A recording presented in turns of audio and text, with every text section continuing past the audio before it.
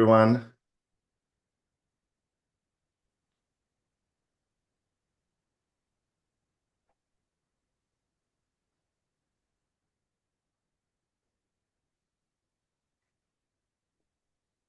All right, Sam, it looks like Daniel has signed on. Hello, everyone. Can you hear me? Welcome, Daniel. Thank you so much. I guess you can hear me then. Thank you for all for joining. Um, I guess Sam, you're gonna facilitate, right? Yeah, Oh, I so cannot hear you. we're just waiting for a few other folks to join. Absolutely. We're getting close to, I think we had about 2 dozen who RSVP'd for this, so give them a shot here to get in the room. Did anybody else get snow today?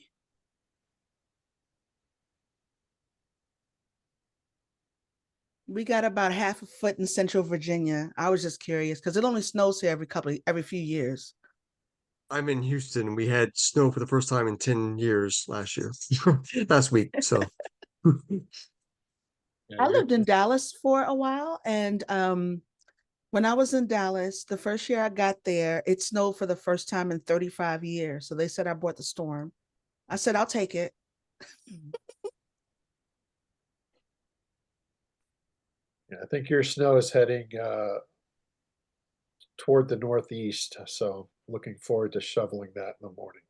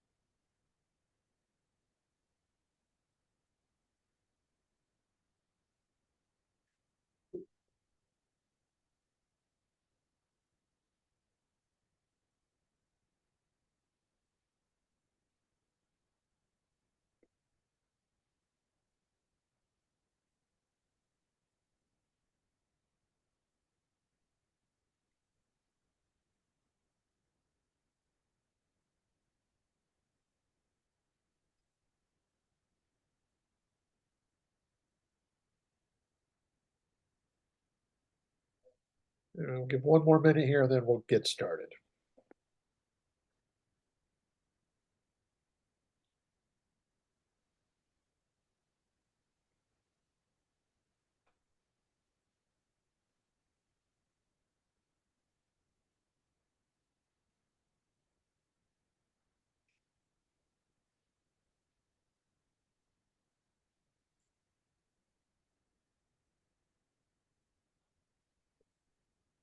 All righty. Well, hopefully some other folks will join us as we kick off here. But by way of introduction, my name is Sam Kelly, and I'll be your moderator tonight. And I want to welcome all of our MVJ members to the 2025 Journalist Development Series.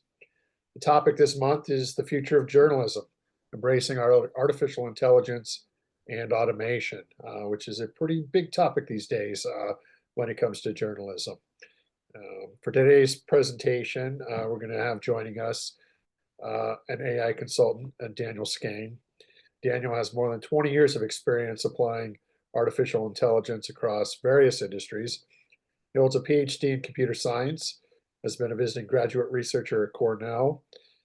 His research has been presented at MIT, and he's designed and delivered numerous AI-driven solutions for clients from his offices in New York City and Switzerland, which I believe is where Daniel is joining us from today. So thank you for being here when it's got to be close to midnight there, Daniel. That's correct. Thank you for the intro, Sam. And it's midnight 06. Well, we are very happy to have you here. In a moment, I'll kick it off to Daniel, who basically is going to take us through what AI is. What are some of the tools out there? What are some of the ways that journalists can use AI as a tool? What are some of the things we should be concerned about? And from there, we'll do some open up the room to questions and answers. And hopefully I will be able to Of course, Daniel is very much an expert in AI. I come from the journalism world. I'm a former military journalist. I now work as a communication strategist and consultant. I most recently led communications for a media nonprofit, the Ground Truth Project, which is the home to Report for America. And I've been working with nonprofits doing communications for the past 2 decades, and I'm now very happy to be a member of MVJ's Board of Advisors. So without further ado, I will turn it over to you, Daniel, to enlighten us. Thank you so much, Sam. Thank you, everybody, for joining. It's really exciting to be able to talk about this topic for you. Hopefully, I can share a bit of my experience and learn a bit also a bit about the journalist career, and hopefully I'll be able to share from my experience how you can use some of AI to do your job as well and to learn more from it. I'm gonna share my screen here and already say that AI is a big word today. Everything is AI, everything will become AI, right? But what is AI?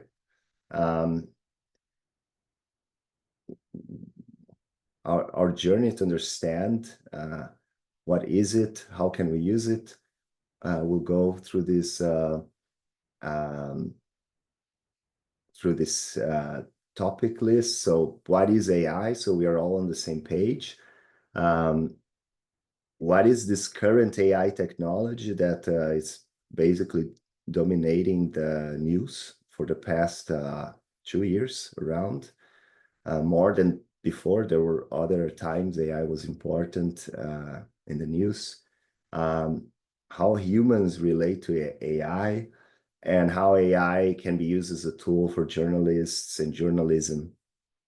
And then Sam will lead us to a Q&A, open Q&A. So just to start off, so what is AI? Technically, computer systems that can perform tasks that typically require human intelligence. So just a few examples: chess playing, art, design, decision-making, or thinking.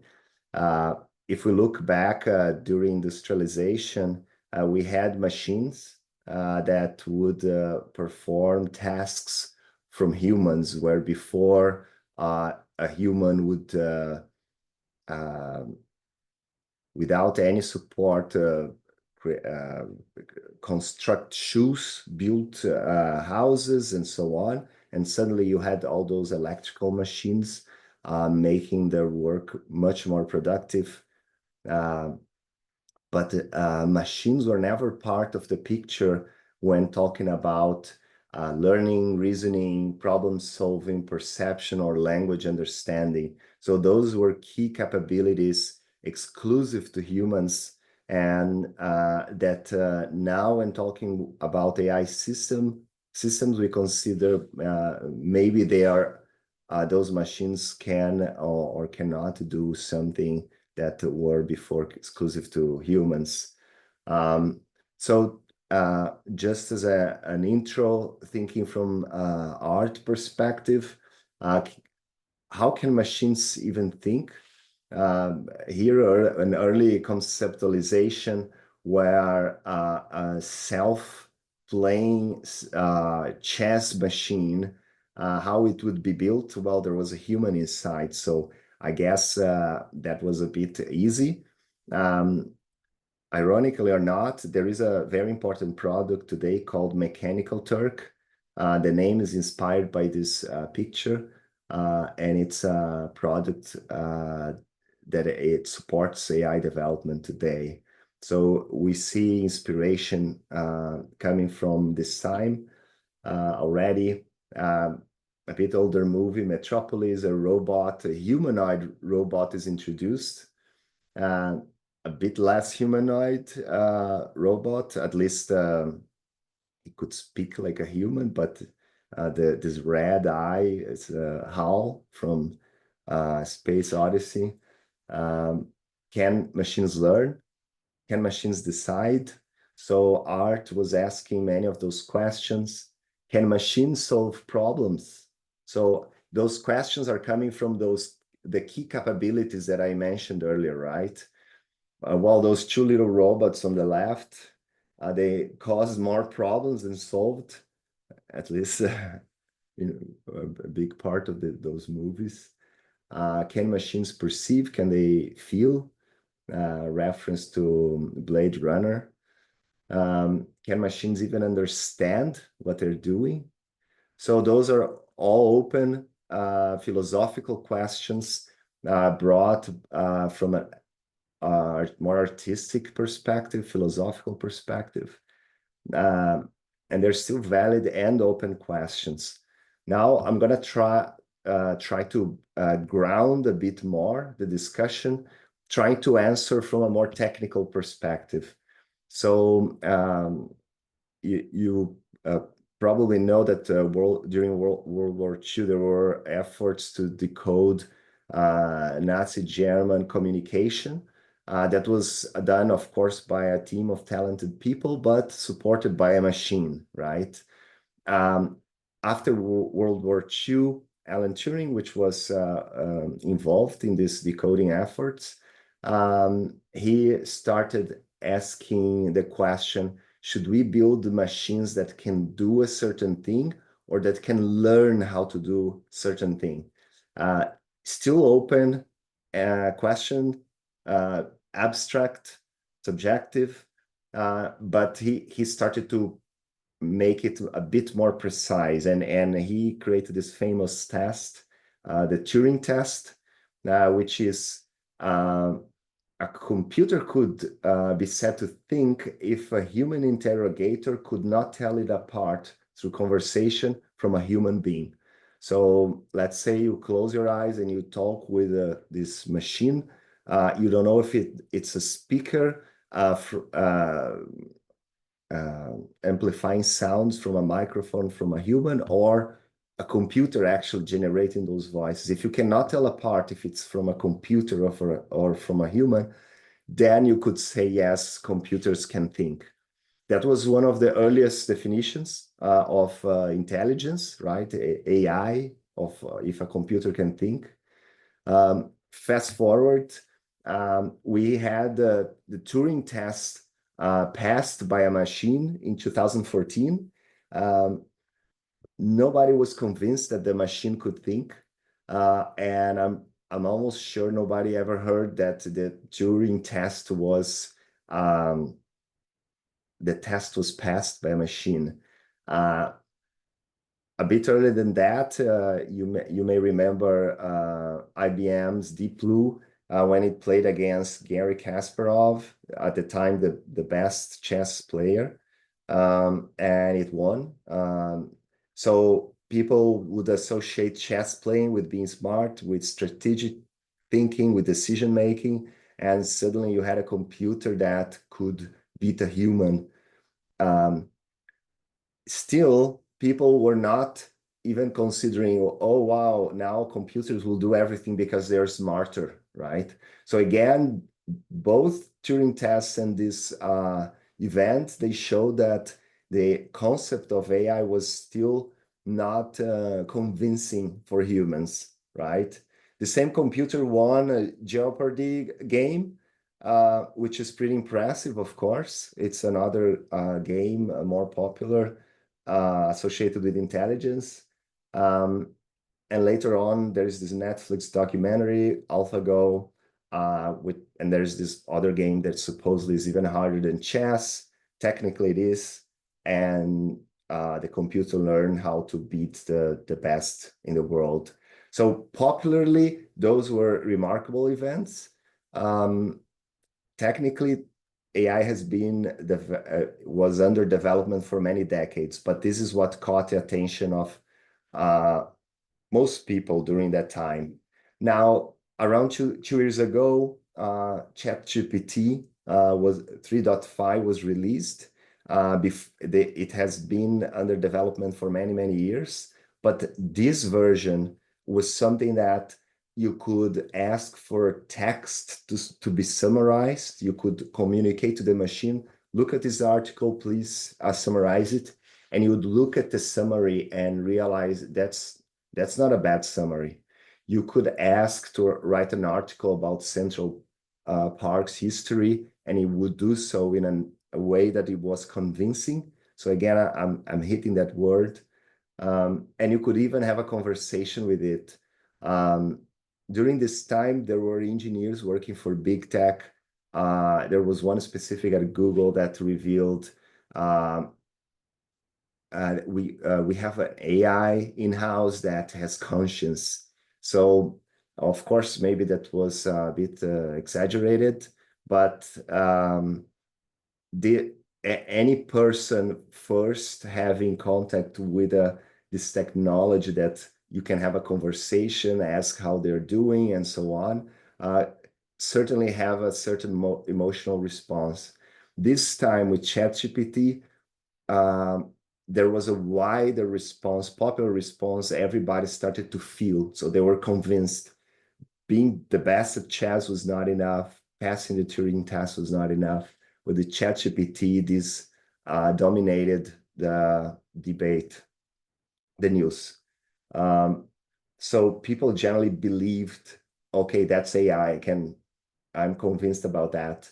So ChatGPT is one example of technology that could demonstrate that via text generation. Midjourney is another technology that would do something similar for image generation.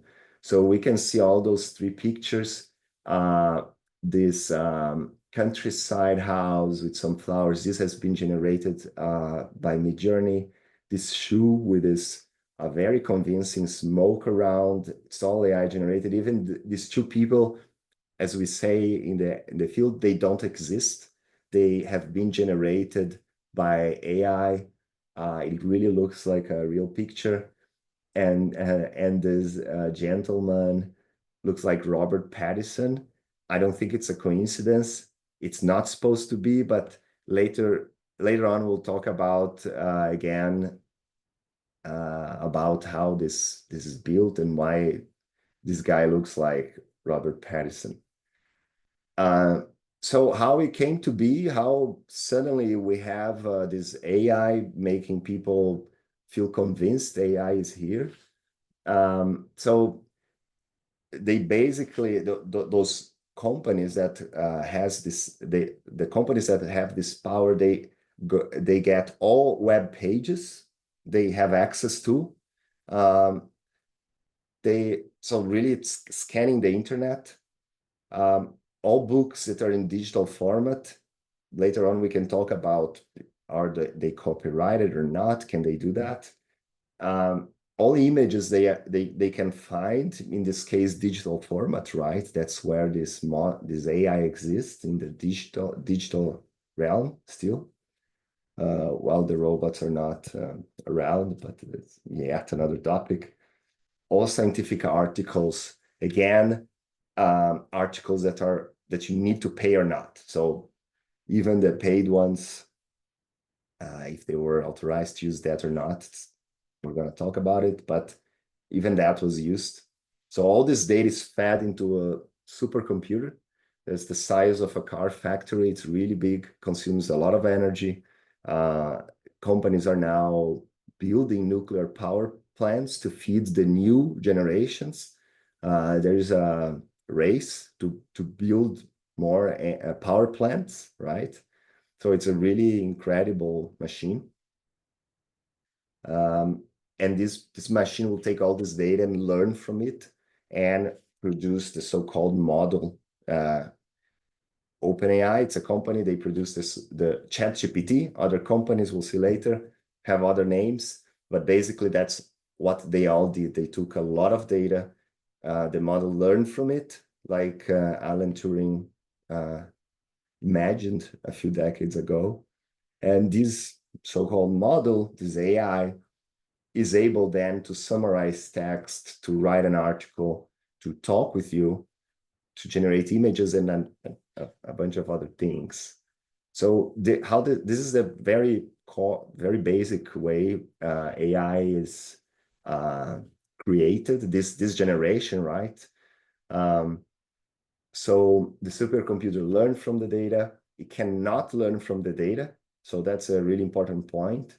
There are other domains, for instance, chess or video games, where the AI can practice in a simulated world, and then it will use that data. So it can learn how to play chess alone without data. But there are so many other things, like writing an article that is convincing. So knowing how to summarize text, it needs data. There's no way around that with the current technology, and likely there will be no way around in the future as well. Computers need to understand how people think. It's inherent from human. It's human nature. So AI can mimic and at some extent create new information. So it's not just gonna summarize text like some other human did exactly. There will be some variation. And it's really good at being convincing. So it's, if you ask how much is 2 + 2, it's not going to try to answer 4. It's going to try to answer, well, actually 2, when you add another 2, you're going to get the number 4. So there's a whole natural language around it, wrapped around it, that tries to convince you that there is reasoning, that you're thinking from some angles and giving your opinion. So a lot of things that humans do when they communicate, it learns from that. And that's an important point. We're again talking about being convinced that this AI really is smart. So all those philosophical questions that try to ask about the key capabilities of human intelligence, it tries to cover or to convince you that it does. So there are other data sources besides the ones I mentioned, chat conversations, for instance, when you communicate on Facebook or Instagram or other chat applications.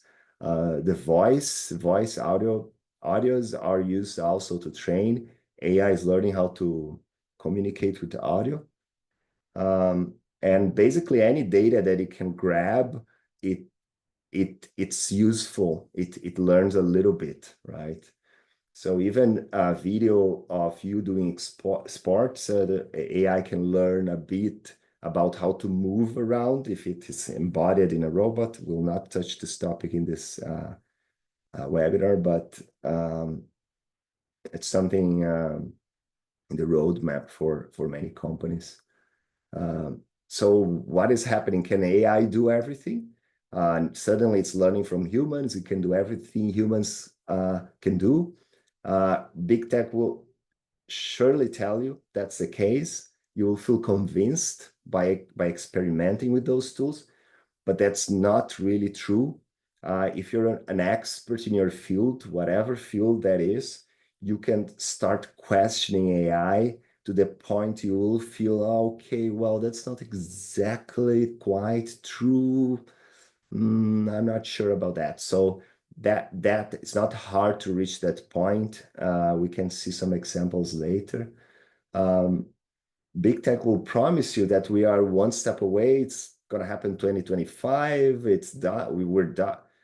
You're done. Well, the media journalists also published that, right? That we are one step away from it, but it's not quite true.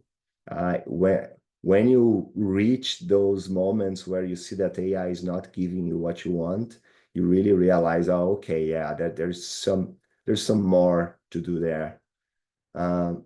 But of course, AI can still do a lot. Some examples: write books, create images, impersonate other people's voices. Sorry, which is a problem for scam fraudsters. It will grow a lot in the future. So what role humans play in this whole thing, assuming really that AI will advance into a very, very impressive point? Will AI replace all humans?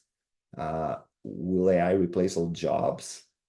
Well, and let's just let me try to answer a bit this second one specifically. I've been working with AI, data science, data analysis for a long time, and I remember so many times professionals reacting like that at some point, experts saying, "Oh, I'm gonna get replaced."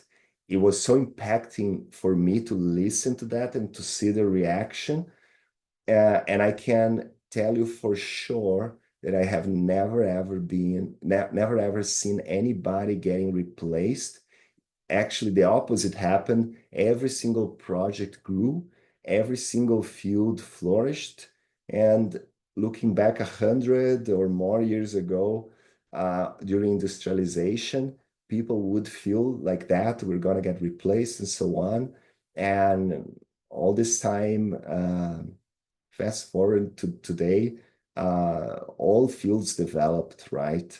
And in just taking some medium, CDs, vinyl, radio broadcasts. There's so many of those that they still exist. They found their place. So even in my field, when I see those reactions, it never happened. So I'm kind of answering here already, but there's something in my career that always makes an impact when I see the reaction. But from experience, it really never happens. Quite the opposite. Everybody grows from that. So it's important to close some questions, right? Because those questions are really debated openly in social networks, in the media, and many of them actually have an answer already and should not be cause for anxiety, which happens pretty often with too much social network exposure, for instance. Will humans be free to pursue happiness? Some exploratory answers, right? The one I just gave about the jobs, I don't feel it's exploratory. It's very clear, the answer. Some people, they go, a bit fatalistic, humans will not exist, or AI will never reach the level of intelligence of humans. It's very exploratory. Those ideas have existed for a long time. In science fiction, they are almost commonplace. If you like this kind of genre, they are actually really well explored. They're not even exciting. You've read about that before.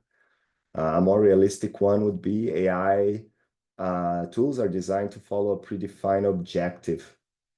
So we'll talk more about that, but basically, none of those technologies are technologies where you give the data and say, good luck, grow, learn.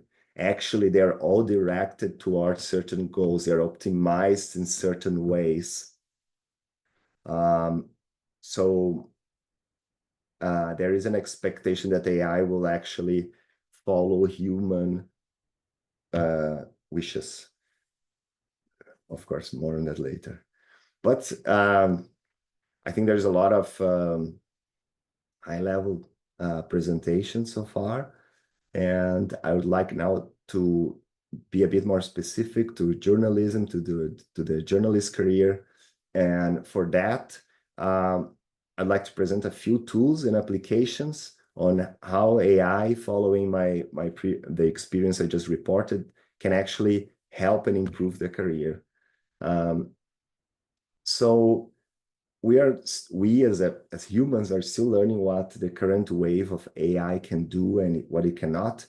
Reminder, there has been many waves of AI. Every time they say, that's it, we found it's smart and so on, the wave stops. Maybe in a few years or decades, it comes back, but it never became AI like fully dominating crazy AI that some we can read in some places, and not, it never happens. It's just a wave.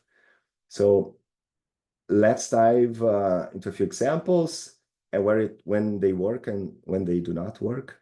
But please assume the following. As we saw earlier, actually there was a box I mentioned that costed a few $billion to develop. Those stacks I didn't mention, but here it is again. Sorry. So it's very expensive to create a good AI. Only a few companies have access to this kind of money and resources, and therefore only a few companies have access to an actually good AI.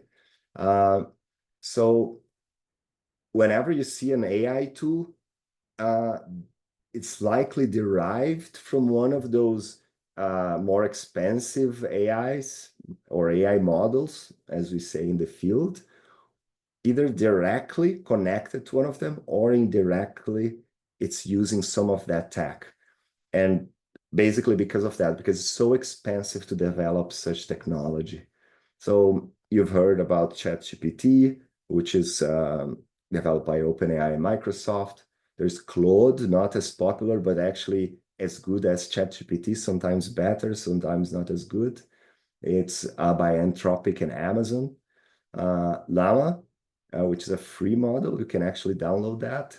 It has been developed by Meta, Facebook, and Instagram.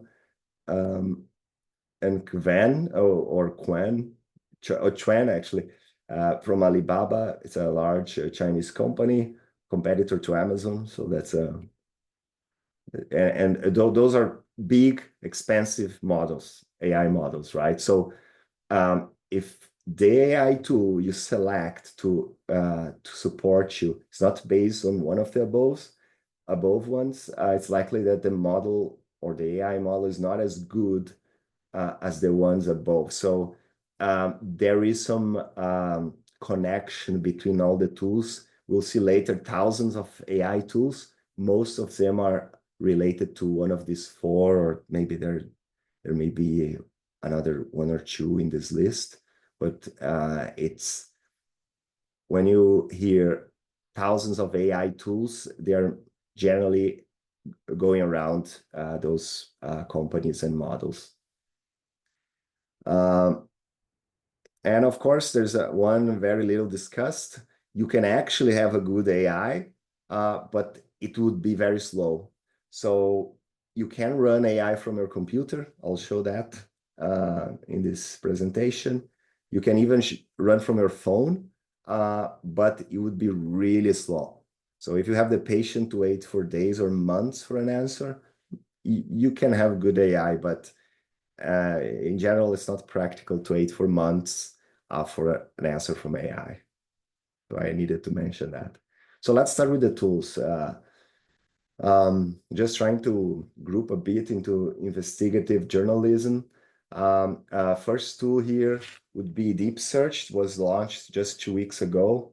It's from the same owner of ChatGPT. It's actually, they're all together, those tools.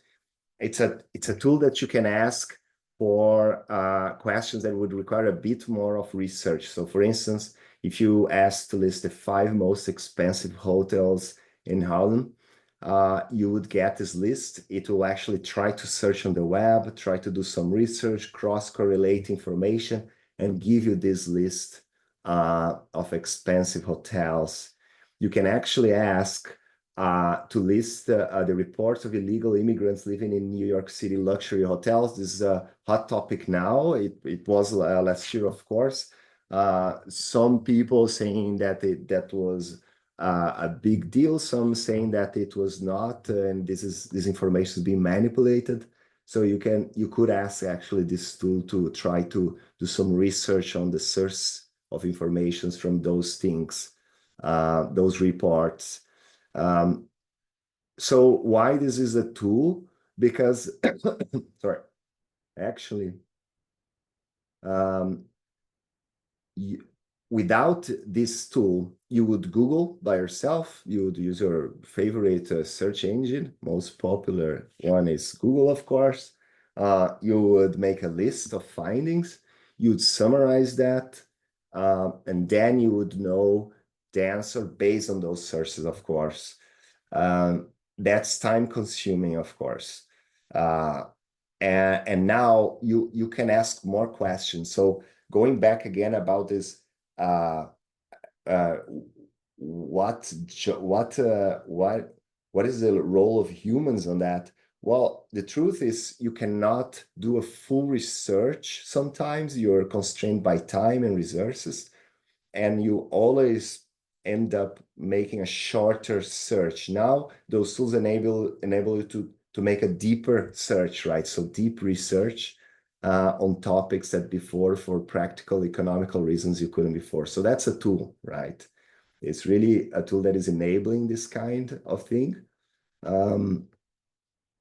And I would advise you to try.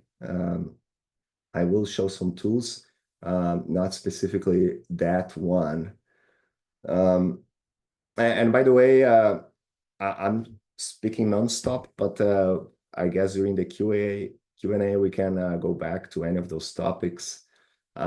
So another tool, X, or formerly known as Twitter, right? We always write that when writing articles. So X is really good to find about current events. So it's not just gonna keyword match. So there is an AI model behind, and if you write Polish airspace violation, you're not gonna find only tweets or posts that contain those words. There is this big, expensive AI model behind, trying to find related topics to that one, and it's pretty good at it. So for current events, it's a good source. Well, for in this specific case, it's OSINT. I'll mention the intelligence sources later on, or at least a few of them. Or for instance, a number of times RFK Jr. mentioned vaccines in his tweets or posts. So that's the first time I'm gonna just quickly show the an example here, and I have to take the query from my slide. I have it here. If you allow me. Oh, it has to be on the other window. Just a second. I'll bring it over. So now I'm basically using this query here from Robert Kennedy Jr. Vaccine. We'll see vaccine is highlighted. Again, we're trying to understand his position about vaccines. Some people say he's a denier. Some other people, him will say, no, actually, that's not exactly what I'm saying, and so on.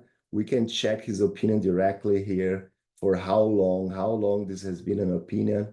Anyway, those are his tweets, the nice source of information.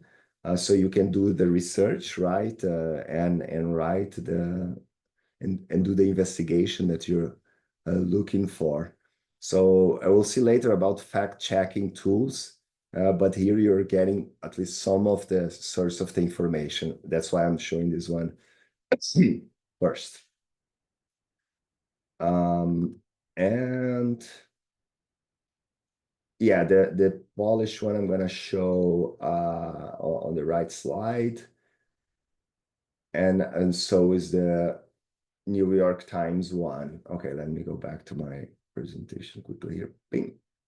So ChatGPT is not alone. They are developing this new tool, Deep Research. X.com, you can find a lot of live events there, or even research about opinions. I did a project the other day. We are trying to find how many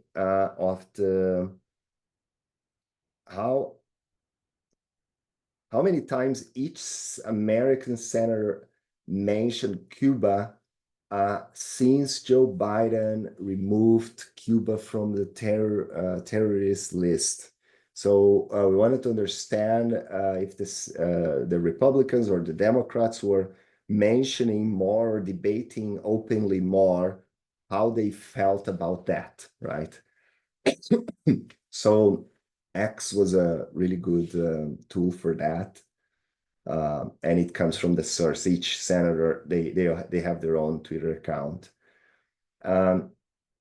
Tool number 3, I mean, just actually application number 3 with ChatGPT, that's probably the most popular. You've heard maybe summarization or article writing, but you can think of it as an archive. So AI has been trained with New York Times articles, for instance, and we can go directly there and ask what was New York Times headlines 1 year ago. So thinking about an archive, right? And here I did some experiments asking for today or 1 year ago. And we'll see here, as of February 10th, 2024, here are the top headlines for New York Times. Economy issues, climate, anyway, I'm not gonna go into the detail, but it's an archiving tool as well. If you always remember that AI is being trained with a lot of data, right? And including New York Times data. They're actually being sued. ChatGPT owners, OpenAI, they're being sued by New York Times at the same time that they are coming to a commercial agreement where New York Times will actually allow the tool to be trained with their articles. Anyway, that's just a comment on that. Google Lens. So Google Lens, it's an app you can download on your phone, and you can point to anything and ask questions. It can be really good to present pictures, even historical, and ask for a description. Sometimes even for caption generation. So if you're writing an article, you add a picture there, you can generate a caption using Google Lens. It's gonna give a very good summary. There are other tools for that, but Google is known to be really good with the image processing for many years now. ChatGPT again, that same article, that same chat I shown, hopefully it did not close, no. You can ask, for instance, to write 3 paragraphs comparing the social changes represented by those 2 data sets. So those 5 headlines from New York Times today and 1 year ago. And we'll see here the answer. It's convincing again. I do not have a background in social sciences or journalism. I certainly cannot judge the quality of this. Sorry, but I'm pretty sure you'd be able to. And yeah, as I copy and pasted here the results just to have an idea. Again, later we'll see the issues of AI, right? It's not that simple. It's just doing the job of writing articles, comparing and being smart about it. But it's certainly a good start. It's convincing about that, right? So that was on productivity, actually grouping. Now back to investigative. For intelligence gathering, I mean, you probably have a very good military background, or at least most of you. But I'm just to give a reference here. I just realized that I wrote Signit. It's actually Sigint. So that's when you collect data for intelligence services using electronic means, the internet, computers, radio. There's a lot. There's human, for instance, CIA. They use humans to to perform operations to collect intelligence, and most recently, OSINT, open source signal intelligence. So it's intelligence gathering from open source online free information. And here I go back to the Polish airspace violation. In that case, I mentioned x.com. So now I'm going to show an example on how you can actually find, actually it's on the other tab. Yes. This is an event that it happened a few hours ago.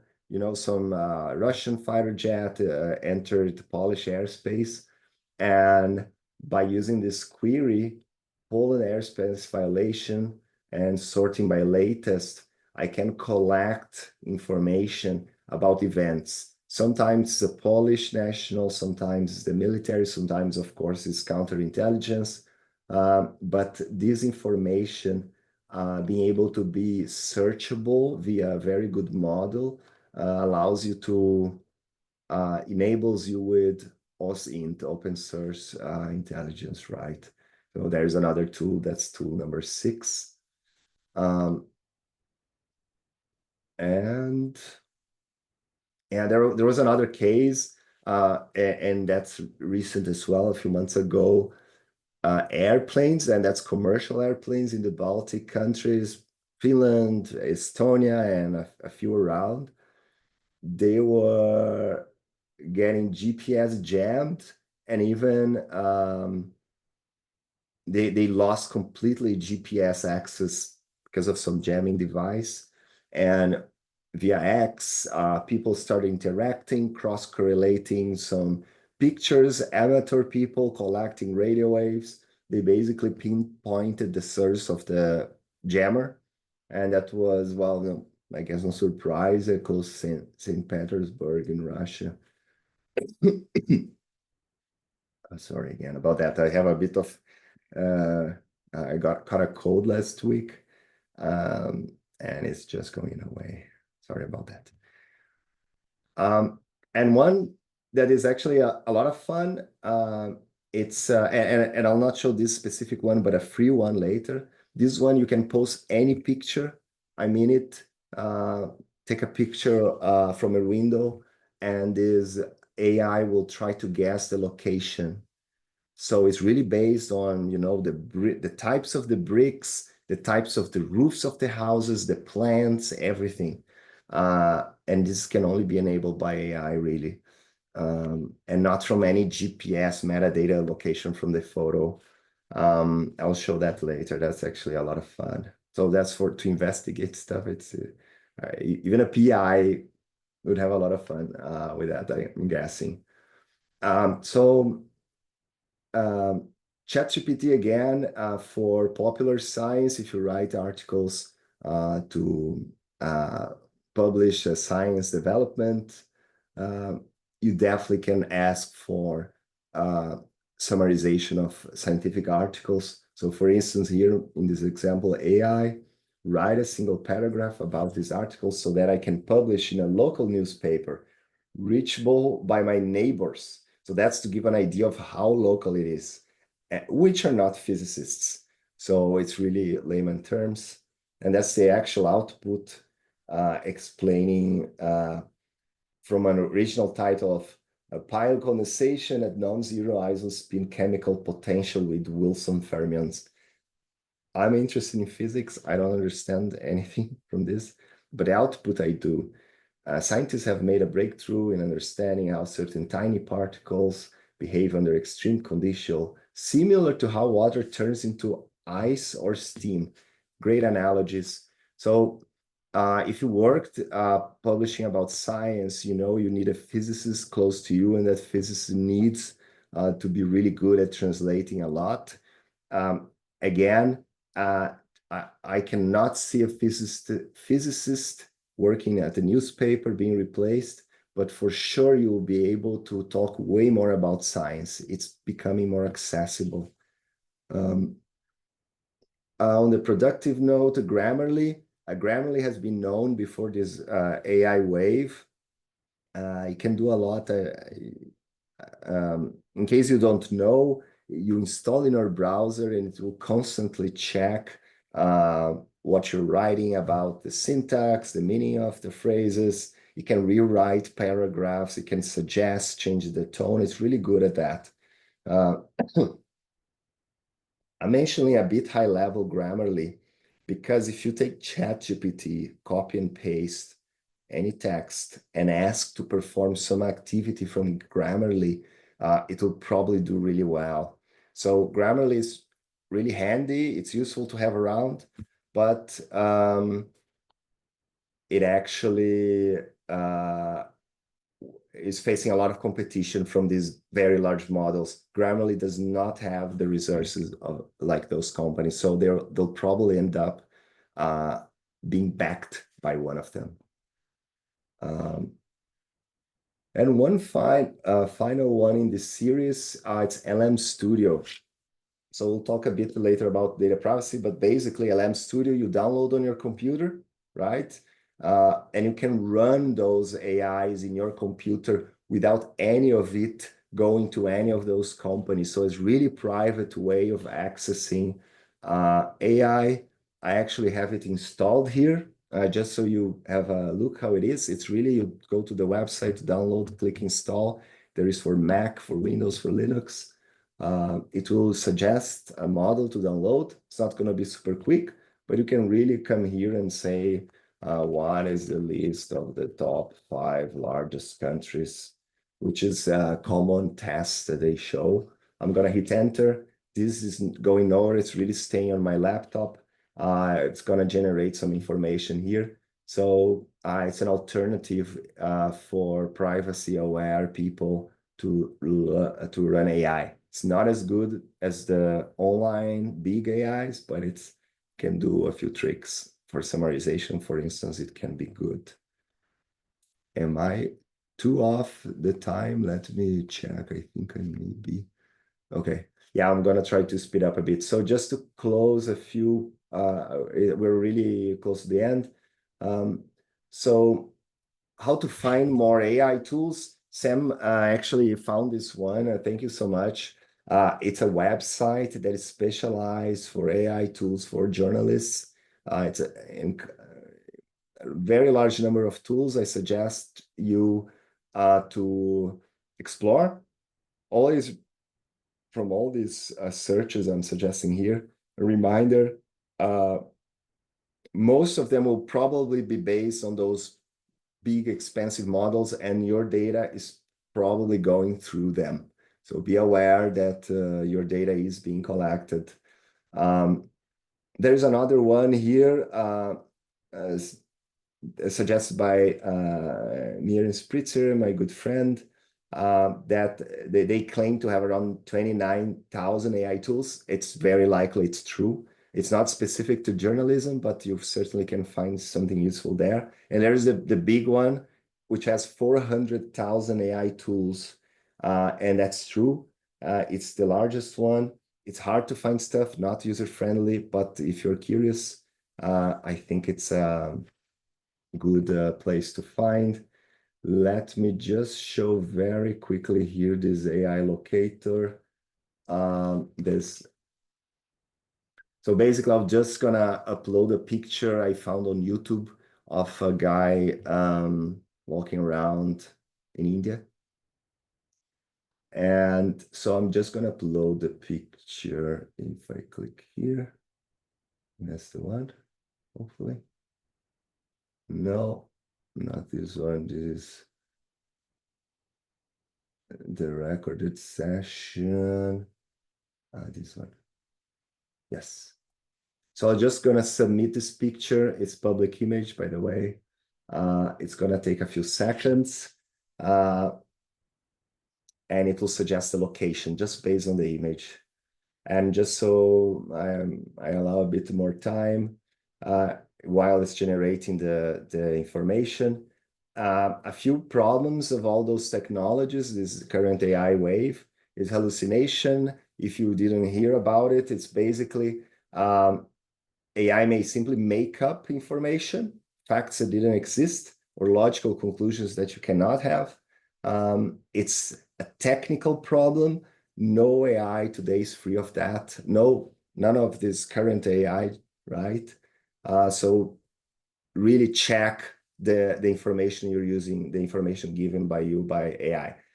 Bias, American AI models will have Western bias, and so will Chinese AI models. I had an experience in another project the other day. We were trying to understand if politicians were negotiating economic relief for the Palisades fire or the California fires, and if they did that before. And I asked one of those tiny private models. I tried with Chinese ones, and it said something like, yeah, sure, the Chinese party always supported in all economic relief. And I was not even talking about China, right? So this bias is real for both ways. Be aware. Is AI really smart? Well, the current wave is really convincing. It will do incredible things, but sometimes you'll find out it's not. So do check the generated information, and the information may be copyrighted. So you saw that image from Robert Pattinson. That's Midjourney is known to use copyrighted material for their models. So sometimes they spit stuff like that, some actor that they should not. Of course, there are a lot of other discussions about the ethical implications of job displacement, economic inequality, privacy, and surveillance. So your data is being collected to train new models, unless it's running like with that software local. Data is very valuable now, even more than before. Before it was just for ads. Now it's also to create those important models. So they will try to snatch. You can do something about it. Maybe use not as smart models that are not expensive, therefore they do not collect data, or run from your computer, as I showed with LM Studio. But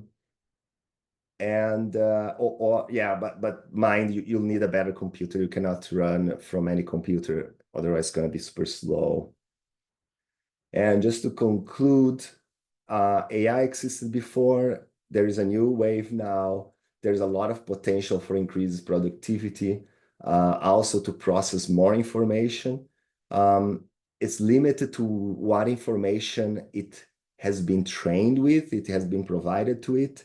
If you don't ever mention the country of Brazil, it will not know it exists, and it will not find out by itself. AI can have bias, it can leak information. So the data that was used to train, let's say something, you went to ChatGPT, the top 5 hotels in Harlem, that information may leak to some other user. So you have to be really careful on what kind of question you ask there. And just before the Q&A, I promise that's really the end of my non-stop talking. You see that the image was correctly tagged to India, based on everything around in this picture. Those are 2 Caucasian guys, but everything was taken into account. India is the right place. I don't know if the city is correct, but it's impressive that it can locate. So for investigative journalism, maybe it's useful. And I stopped talking for a few seconds. All right, thank you, Daniel. And I invite folks to, if you have questions, to raise your hands, and we'll let you in, or you can also put them into the chat. And just to start off, I just wanted to kind of touch on something you did talk about, Daniel. Kind of when you were talking there about hallucinations, and just sometimes the things that AI might tell you might be incorrect. And I just think to myself, of course, many of us probably saw in the news while President Trump was flying to the Super Bowl this weekend, he did his executive order proclaiming the Gulf of Mexico to now be the Gulf of America. I was curious, and I asked ChatGPT which country had the most coastline along the Gulf of Mexico. And the answer it gave me was the United States. It gave me, close to 1,700 miles, whatever it was. Talked about the states that bordered the Gulf. Interestingly, it didn't give me a number for how much of Mexico's coastline was. So then I followed up asking, what is Mexico's coastline? It gave me the answer for that, and the number actually ended up being more. And then it said that Mexico has the most coastline on the Gulf of Mexico, which of course to me was like, well, what does that mean? You just gave me 2 different answers in the same thread here. Then I asked for A few clarification. seconds. But I'm wondering, how can people I ended up asking it why he came up with that. And then it gave me an answer just related to how coastlines can be measured, can be different countries. And it ultimately gave me some actual proof sources as to like, and with attribution of these are the miles in the US, these are the miles for Mexico, which could then just be used to help people debate things from there on. But how important is it to not trust what an AI answer might give you after a prompt? And are there ways beyond what I did of just going back and challenging ChatGPT? Are there other ways to fact check and find out if your answers are correct that you're getting? Yeah, that's a very good investigation. Very good question, Sam. It's funny that on that point, a journalist is so much better prepared to handle a data source, a source of information. AI is another source of information. If you would get a lead from somebody, you would not blindly trust like you don't blindly trust. You always check your sources, right? That's, I guess, how you say. With AI is no different. You have to double, triple check. Imagine you are indeed interviewing somebody and people they answer different things. They are not consistent sometimes. That's human nature. AI will also not be consistent. I had a similar experience when investigating I guess, New Horizon, that platform, New Horizon platform. No, they caught fire, accident, Deepwater Horizon, sorry. And it's an actual project. We're trying to find how big was the airspace area that was closed, and AI could not calculate. It really depended on articles written by just that one. Fortune. Very good point. So treat AI like any other source. Fact check, check your sources, inquiry AI. They may spit different information. Yes. Do you have any questions from anyone?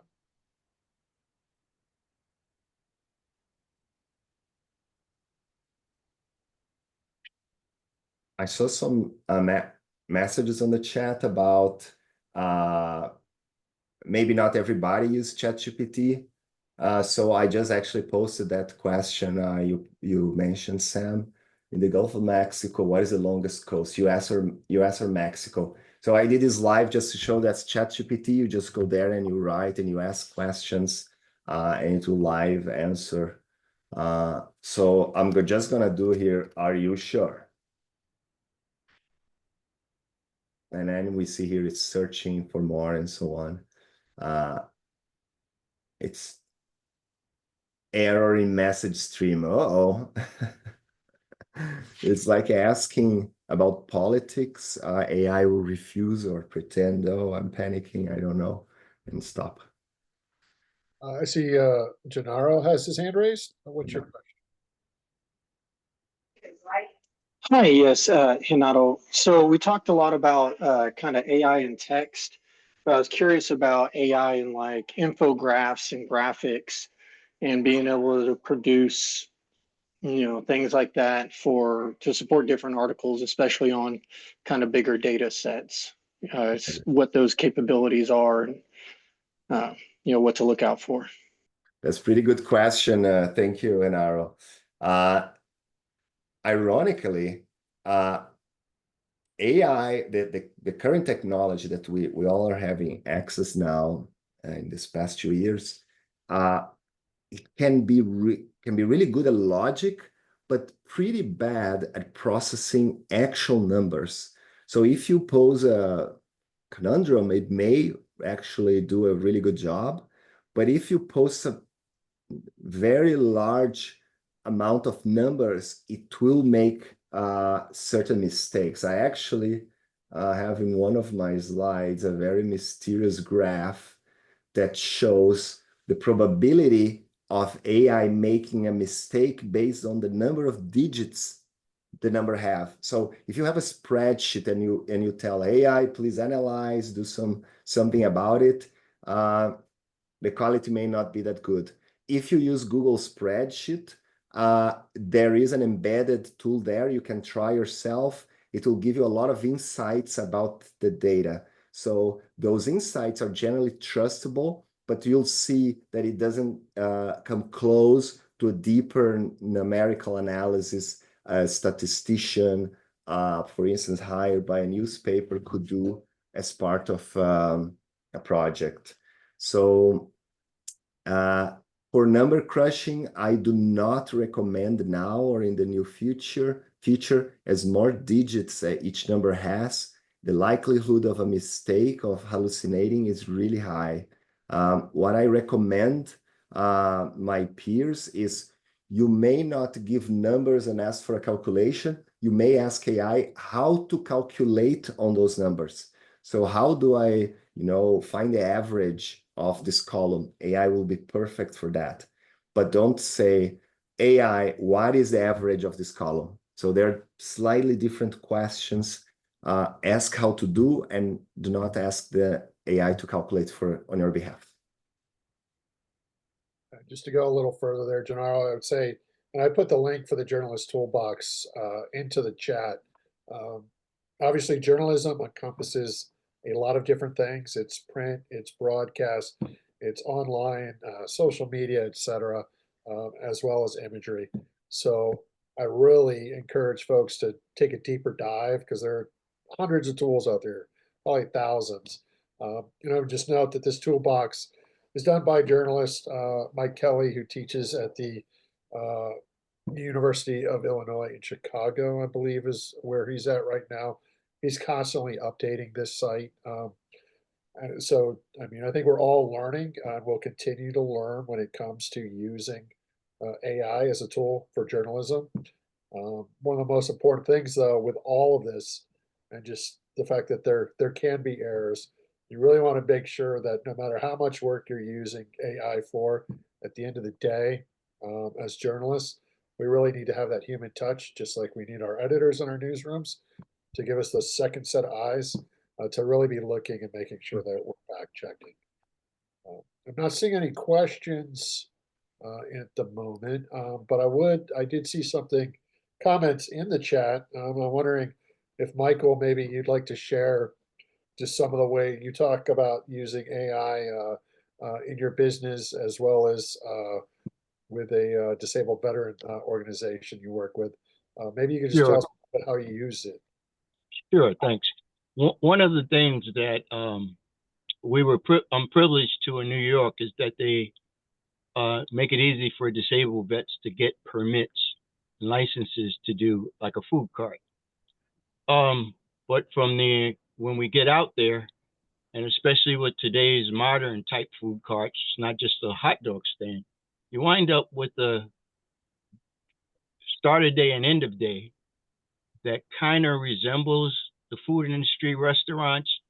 So one of the things and I was a two-person operation with my nephew, but at some point we stopped and tried to look at the business model.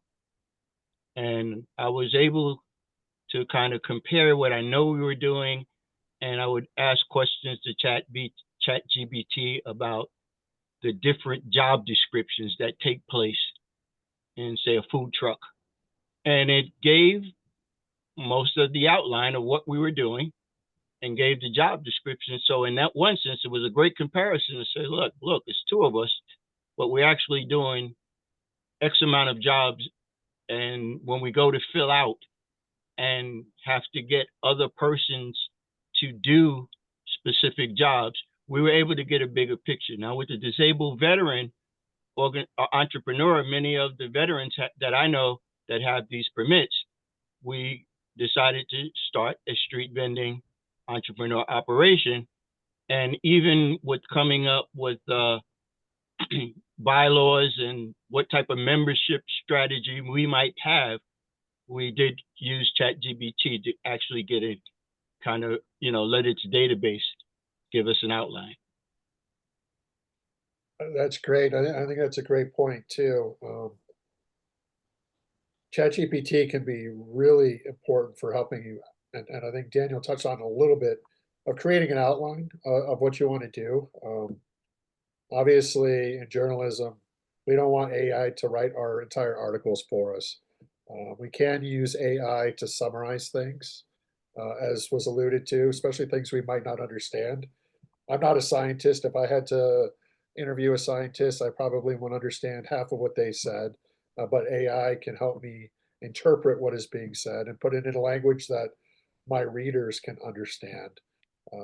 So there are just a lot of different ways to use it, as long as you're just always keeping in mind that you need to make sure that things that are being said, like with anything you do, that the quotes are right, that you're fact checking, that you're putting that, you know, if you use one other way that wasn't kind of talked about, for those, especially in broadcasting, but even for print journalists who are maybe covering, especially these days, having to cover multiple maybe school board meetings because they're a local journalist and they're one of the only journalists in town covering education. It can be hard to have notes, but there are a lot of programs like Otter.ai or Trent that are transcription services that can help summarize and pull text for you. And then so taking those other tools and creating outlines, putting things together to kind of double check things. Well, thanks for sharing that, Michael. Any other questions? Great story, Michael. I see here on the chat a comment on AI therapists, Alma Grow. That's from Daniel Gorman. He's mentioning that there is he actually mentioned those tools. A quick note on that. There was a research where patients that found that AI was behind a therapist were 98% more disengaged with therapy than when they believed there was a human behind.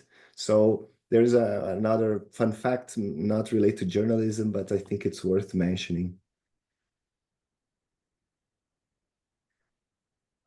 This screen, yeah, Sam. Yeah, this screen's mine. Just wanted to share kind of another example of just the practical use of AI. I'm using ChatGPT just because it's kind of the big one and the one probably easiest for us to start with. Now, what I did is, and I won't share all this, but I took an article that I wrote, and I using a prompt of, is this a strong article? And then I just copied and pasted into ChatGPT the article. And there's a reason I pasted the entire article instead of using the link. And just to summarize, if I had used the link, it wouldn't have given me as much feedback because it has to go and read the link and all of that. But by copying and pasting the article, I was able to get feedback. And I think all of us know that as newsrooms continue to shrink, I know when I was working for Report for America, one of the biggest things we heard from our reporters all across the country was they weren't getting the editorial support they needed because editors are becoming stretched thin. And so having someone else who can kind of look at your article before it goes to the editor can be really helpful. So going through, it told me things like clear and compelling lead, and it gave examples, evidence and data, insights, balanced perspective, talked about the different ways that I succeeded with the article. But it also gives you areas that you can improve. So it told me that I could have used more testimonials in this piece. Maybe have put a bigger, stronger call to action at the end of it. Beyond that, of course, also when we are trying to reach audiences, SEO is really important, especially in digital news. So I asked how strong what the headline was, and it gave me the strengths and weaknesses from the SEO perspective. Also gave me other alternatives. That's another great use. When you're stuck trying to think what a headline is, ask AI to give you a couple of headline examples. And obviously make sure that it does apply to the article and all that when you're using it. and just in ethics. And I probably another thing, and I think all of us, majority of newsrooms in this country follow the AP style guide. And so sometimes it's really that style guide, if you have the actual printed version, is about this thick now. Gets bigger every year, it seems. So it can, even when you use it a lot, sometimes it can be really easy to miss things. So the article actually found examples of things where I missed the mark on using AP style and gave me examples of how I could have retweaked what was written to meet AP style. So while it was mostly AP style compliant, it had some minor refinements that were needed. So it's just one other way that you can use AI just to help improve your writing, help you get that kind of extra editorial support. But as always, at the end of the day, you want to make sure that any suggestions you're getting, that you're verifying and making sure those are valid suggestions. So.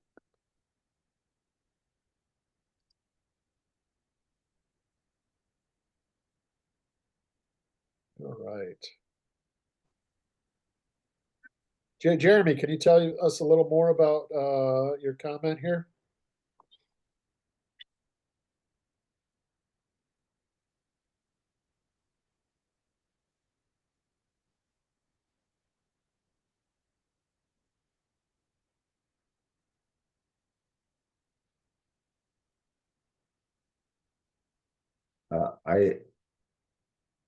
Jeremy, you're on mute. In case Jeremy, since I cannot hear Jeremy, he's asking, sharing a good experience with his with 5 different AI platforms. Hello, can you hear me? Oh, yes, now we can. We got you. Oh, wonderful. Thank you very much. First off, I really appreciate the context of the conversation. I use AI tools almost pretty much every day. And one of the questions I guess I have is, what have you found to be the best process to obtain the right amount of data, or the necessary story ending that you're kind of seeking? And I mean, I think there's so many different ways that our AI platforms are used depending on which one you're using. If you're using a prompt-based solution, for example, you have to kind of feed it the information to really kind of train it with the correct storyline and the correct process and procedure. But then also some of the paid versions, like of ChatGPT, for example, depending on which version you're using, you can have it seek out some of the data for you. But personally, I don't recommend those solutions. I found that it's best to kind of like lead it into the right amount of data. So I guess what I was hoping to inquire on is, what have you found, at least for your process, and I suppose that's different for each AI trainer, what process or rather, is there a better process that works to achieve the right amount of data processing capabilities depending on which AI platform you're using? No, I think I understand your question. It's really good. It's related to an earlier discussion we had, which is you can actually add as much data as you want. There is actually a limit, but the important thing is not to ask AI to directly calculate for you. So don't ask what is the average of, restaurants in Fifth Avenue.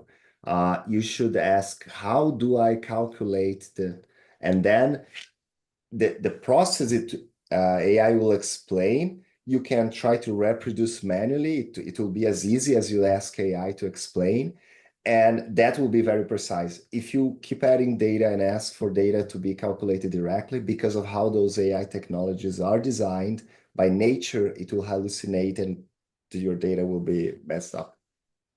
If that answers your question. Yes, thank you very much. Exactly. I'm on Central Time, and I completely I completely had the time incorrect in my calendar. So, but yeah, that's totally correct. I found that to be very true. that you almost have to start a new session and kind of start fresh. So it's important to kind of develop a good process for training it up front. Did you cover that in previous conversation in regards to different ways to train different platforms, for example? So the way so the problems with numbers is exactly that AI will mimic. So if AI never saw 12.45678 multiplied by 9.1234566, it's an unlikely multiplication. There's a high chance of missing that. It's always trying to mimic what it saw in the data. And that's why you try to always to avoid number multiplication. In fact, it was a part of one of our demos, but of course I spoke too much earlier. I wanted to show live AI missing a very simple arithmetic operation. You can make the mistake in front of you. So the method is always to avoid, because right now across all companies, Microsoft, Amazon, nobody has a solution on how to make the current AI wave to know how to crunch numbers properly. So just avoid. Likelihood is that there's no solution to that in the near term. So just avoid. That's the way to handle indeed. Ask how to do it. Don't ask it to calculate on your behalf. Yeah, never use AI for 100% of your work.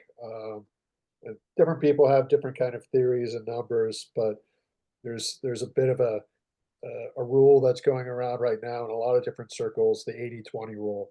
If you're using 80% of your data gathering, everything else with AI, you want to spend at least 20% of your time making sure that all that AI is correct, because there are going to be mistakes, whether it's numbers, whether it's contributing to the wrong places, et cetera, because it's taking what it's been fed over the years, years of data that's on the internet. I see. I hope I'm going to get your name correct. Nierka,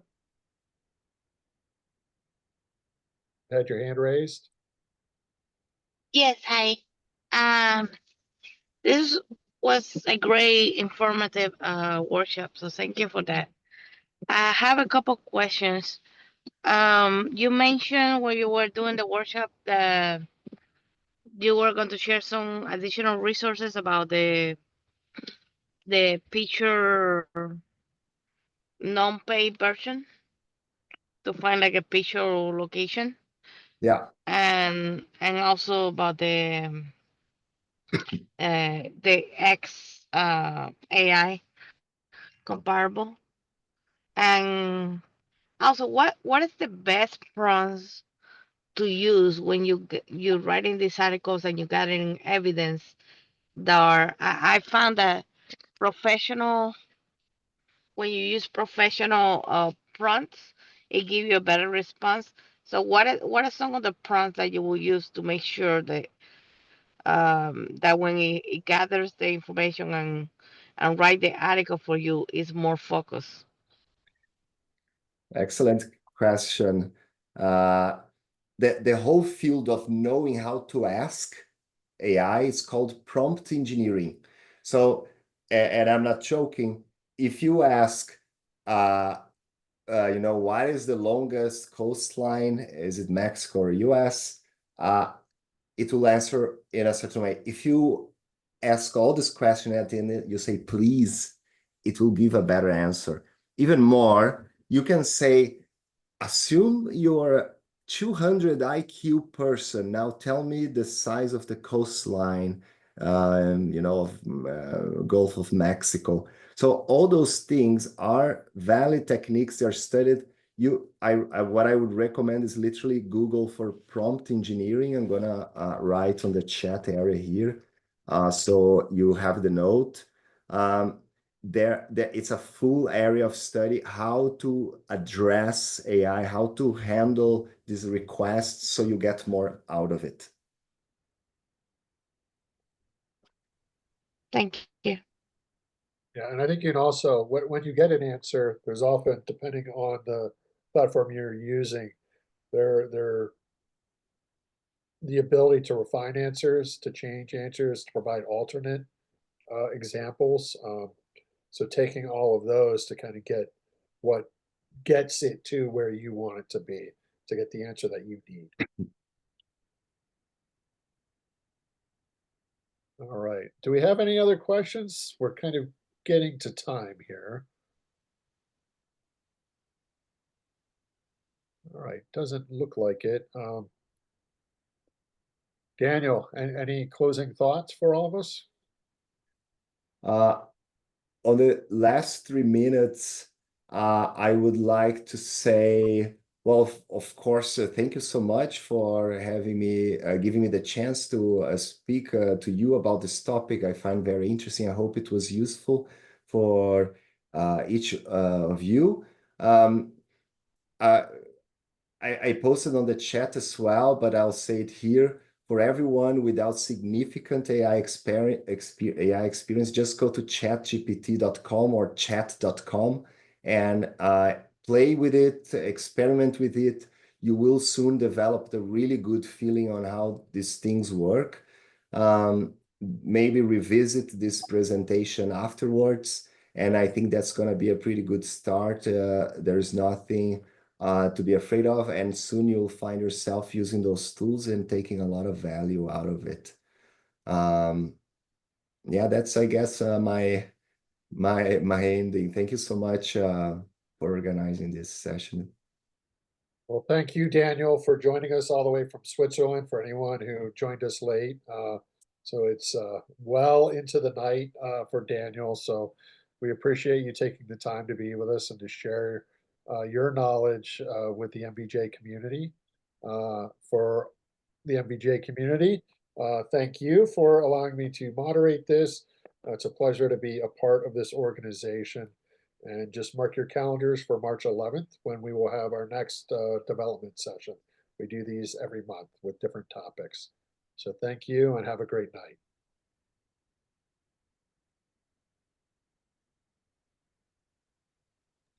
Have a great night.